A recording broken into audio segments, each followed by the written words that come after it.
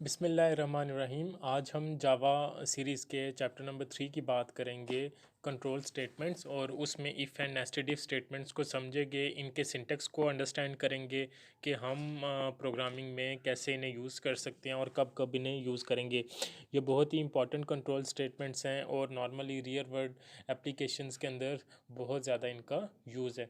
तो आज इससे पहले जो हमारा प्रीवियस चैप्टर था उसमें हमने डिफरेंट जावा फंडामेंटल्स को स्टडी किया था, जावा ऑपरेटर्स की बात की थी, जावा डेटा टाइप्स की बात की थी कि कौन कौन सी डेटा टाइप्स हैं, और वेरिएबल डिक्लेरेशन की बात की थी, वेरिएबल्स को इनिशियलाइज कैसे करते हैं उसकी बात की थी। अगर आपने अभी तक जो है तो लेक्चर्स नहीं देखे तो पहले आपको वो लेक्चर्स देखने चाहिए और उसके बाद जो है तो आप ये इस लेक्चर को फॉलो करें, आपको बेहतर अंडरस्टैंडिंग होगी। तो आज का जो लेक्चर है हम इसको स्टार्ट करते हैं। ओके जी, अगर हम इफ़ एंड एल स्टेटमेंट की बात करें तो the if and else statements allows a single statement of group of code to be evaluated when condition is true. इसकी अगर डेफिनेशन की बात करें तो हम मल्टीपल ग्रुप स्टेटमेंट्स को या ग्रुप ऑफ कोड को अगर एवेल्युएट करना चाहें किसी एक कंडीशन के थ्रू, कि कंडीशन ट्रू हो तो तब कौन सा कोड एग्जीक्यूट हो और फॉल्स हो तो तब क्या कोड लाइन स्टेटमेंट एग्जीक्यूट करें, तो हम इफ़ एल स्टेटमेंट को यूज़ कर सकते हैं। बहुत ही पावरफुल स्टेटमेंट्स हैं और रियल वर्ल्ड प्रोग्राम्स में इनका एक मेजर रोल है, तो इसलिए आपको इनकी अंडरस्टैंडिंग होनी चाहिए।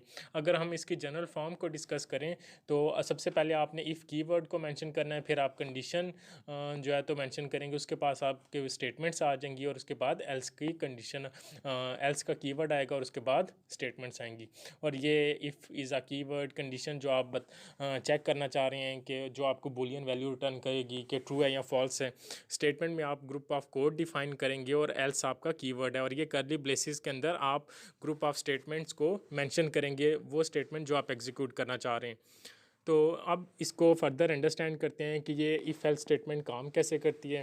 The condition of if gets true, अगर तो आपकी कंडीशन ट्रू होगी तो स्टेटमेंट 1 एग्जीक्यूट करेगी, ठीक है, और अगर आपकी कंडीशन फॉल्स है तो स्टेटमेंट 2 एग्जीक्यूट करेगी। हम इसको अंडरस्टैंड करते हैं with the help of code example.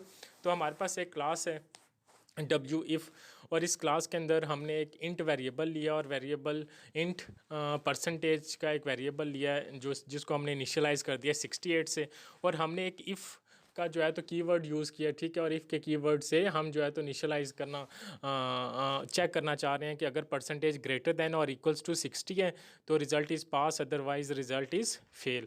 तो इट इज़ फेल। तो this is how we can write if and else statement. हम इस तरह इफ़ एंड एल्स स्टेटमेंट्स को लिख सकते हैं। अब हम बात करते हैं नेस्टेड इफ स्टेटमेंट्स की। Nested if statement basically group of code या सिंगल स्टेटमेंट को एवेलुएट करने के लिए हम यूज़ करते हैं जब कंडीशन आपकी ट्रू हो जाए।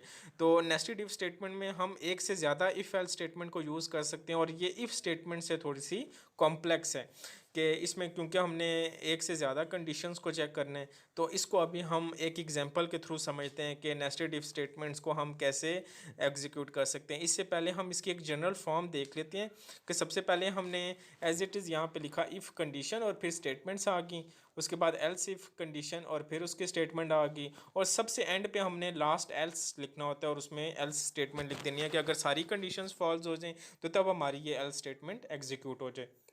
यहाँ पे इफ़ है आपका कीवर्ड है, स्टेटमेंट भी आपका आ जाएंगी जो आपको बूलियन वैल्यू रिटर्न करेगी और स्टेटमेंट जो एग्जीक्यूट होंगी। तो सबसे पहली स्टेटमेंट अगर कंडीशन ट्रू होगी तो फर्स्ट स्टेटमेंट एग्जीक्यूट होगी, अदरवाइज दूसरी एल्स इफ कंडीशन में हम आ जाएंगे और स्टेटमेंट 2 को एग्जीक्यूट करेंगे।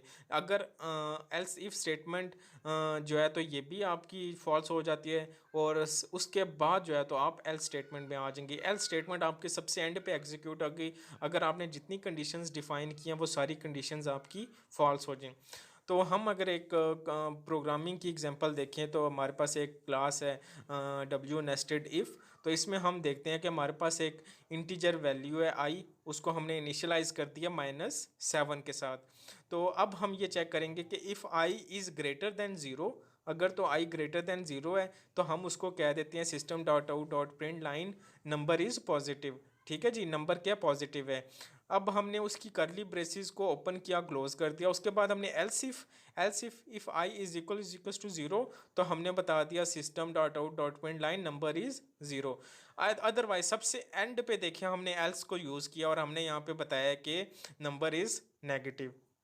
तो ये बेसिकली बहुत इंपॉर्टेंट होता है कि आपने इसको साथ देखना है कि जहाँ पे भी आपकी कंडीशन जो होती हैं वो फॉल्स हो जाएंगी, तो वहाँ पे जाके आप एल स्टेटमेंट को डिफाइन करते हैं और उसको देखते हैं। तो दिस इज़ वेरी इंपॉर्टेंट कि आपको जो है तो पता हो कि आपने इफ़ एल स्टेटमेंट्स को कैसे जो है तो एग्जीक्यूट करना है और कैसे आप उन्हें यूज़ कर सकते हैं।